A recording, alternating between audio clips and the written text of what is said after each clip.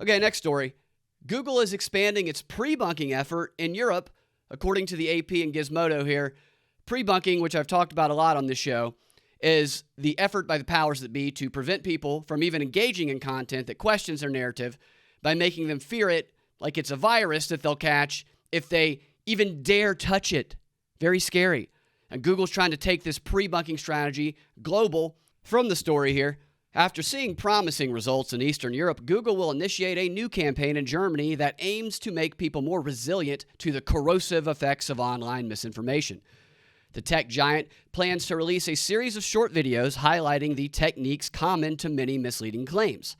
The videos will appear as advertisements on platforms like Facebook, YouTube, or TikTok in Germany. A similar campaign in India is also in the works. This is a global effort to make people blind to reality using advertisement, which I guess is kind of what advertisement does. Anyway, the story goes on. It's an approach called pre-bunking or attitudinal inoculation. That's right, attitudinal inoculation, which involves teaching people how to spot false claims before they encounter them. Attitudinal inoculation is actually something that they've studied and published papers about in something called the JMIR Public Health and Surveillance Journal. JMIR stands for the Journal of Medical Internet Research, and they define attitudinal inoculation as a preventative approach to combating misinformation and disinformation that leverages the power of narrative, rhetoric, values, and emotion. So it leverages the power of propaganda, is what they're saying. At least that's what it would seem like to me. Goes on to complete the definition by saying, inoculation theory promises that people can become resistant to persuasion if they perceive a threat from an attempt to change their beliefs or attitudes. And then there's another paper you can see here on the Google search. This is a paper from the Department of Homeland Security Emeritus Center of Excellence at the University of Maryland. And their paper is titled, Vaccinating Against Hate, Using Attitudinal Inoculation to Confer Resistance to Persuasion by Extremist Propaganda. They should add to that, using extremist propaganda. That's what they should really tack onto the end there. Back to the article, the AP article this time. Beth Goldberg, the head of research and development at Jigsaw, which is an incubator division of Google that studies emerging social challenges, she says, there's a real appetite for solutions. Using ads as a vehicle to counter a disinformation technique is pretty novel, and we're excited about the results. The article goes on to say that it's a challenge with few easy solutions. Journalistic fact checks are effective, but they're labor-intensive and aren't read by everyone, and won't convince those already distrustful of traditional journalism, as they should be. Content moderation by tech companies is another response, but it only drives misinformation elsewhere, while prompting cries of censorship and bias. Well, of course. Pre-bunking focuses on the techniques that make viral misinformation so infectious. These techniques include fear-mongering, scapegoating, false comparisons, exaggeration, and missing context. Those are all the things that they do. Whether the subject of COVID-19, mass shootings, immigration, climate change, or elections, misleading claims often rely on one or more of these tricks to exploit emotions and short-circuit critical thinking.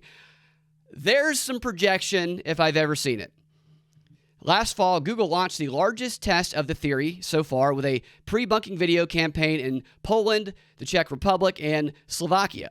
The videos dissected different techniques seen in false claims about Ukrainian refugees. Many of those claims relied on alarming and unfounded stories about refugees committing crimes or taking jobs away from residents. The videos were seen 38 million times on Facebook, TikTok, YouTube, and Twitter, a number that equates to a majority of the population in those three nations. So they reached a lot of people with this BS. Alex Mahadevan, I'm just going to call him Alex, the director of MediaWise, a media literacy initiative of the Poynter Institute, called the strategy a pretty efficient way to address misinformation at scale, because you can reach a lot of people while at the same time addressing a wide range of misinformation. I'm going to tell you more about something that guy's behind in a second. They're trying to scale their propaganda operation and expedite it globally in an instant. Google will announce its new Germany campaign at the Munich Security Conference. Wow. The timing of the announcement coming before the annual gathering of international security officials reflects heightened concern about the impact of misinformation among both tech companies and government officials, right? Because it's a fascist or corporatist state globally. Listen to this. Pre-bunking comes with its own challenges. The effects of the videos eventually wears off, requiring the use of periodic booster videos. Booster videos, they say. Also, the videos must be crafted well enough to hold the viewer's attention and tailored for different languages, cultures, and demographics. And like a vaccine, it's not 100% effective for everyone. So you might have breakthrough disinformation, I guess, even if you're boosted. But together with traditional journalism, content moderation, and other methods of combating misinformation, pre-bunking could help communities reach a kind of herd immunity when it comes to misinformation, limiting its spread and impact. This is so stupid. You can think of misinformation as a virus. It spreads, it lingers, it can make people act in certain ways, says Sander van der Linden, a University of Cambridge professor with a weird name, who is considered a leading expert on the theory.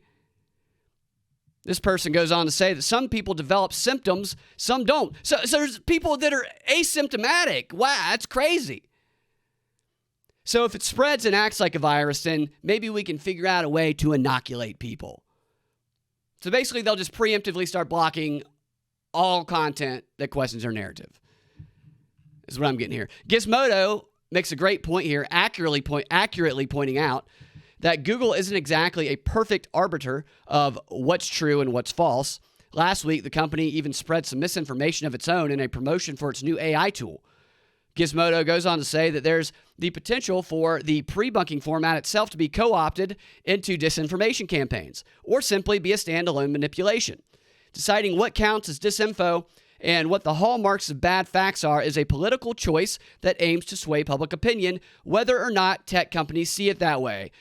Good job, Gizmodo. You don't usually see an admission like that from a publication like Gizmodo, so that's good to see, and to me that indicates that more people are waking up to this BS. I mean, this is, you got to think people are stupid to buy into this pre-bunking thing. You really do. And they're presenting it at the Munich Security Conference. What a joke.